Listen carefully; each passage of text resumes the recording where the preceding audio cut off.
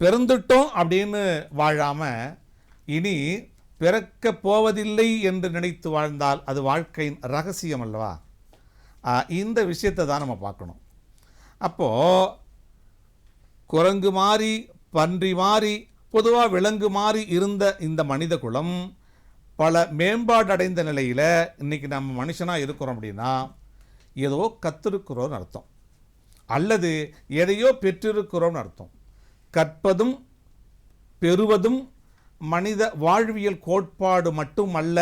ஏன்னா கற்பது என்பது கற்பி என்ற சொல்லின் மறு பொருள், பெறுவது என்பது வழங்கு என்ற சொல்லின் அடிப்படையின் ஆதாரம். அப்போது இந்த ரெண்டும் யாரோ ஒருத்தங்க கொடுக்க யாரோ ஒருத்தங்க வாங்குவதற்கு இடைப்பட்ட இந்த இடைவெளி தான் வாழ்க்கையின் பரிணாமம். அப்படியே அழகாக ஜொலிக்குது நம்மக்கிட்ட. கிட்டத்தட்ட இன்னைக்கு இந்த நிலைமை நாம் எப்படி அடைந்தோம், இந்த மாற்றம் எப்படி நமக்குள்ள வந்தது? யாராவது நமக்கு பாடம் நடத்தினாங்களா, இல்லை சொல்லி இதை பாரு இதை கற்றுக்கன்னு சொல்லி நம்ம கற்றுக்கிட்டோமா அப்படின்னா சில தூண்டலின் அடிப்படையில் கற்பது உண்டு, பார்த்து தெரிந்து கொண்ட அனுபவ செயல்பாடும் உண்டு.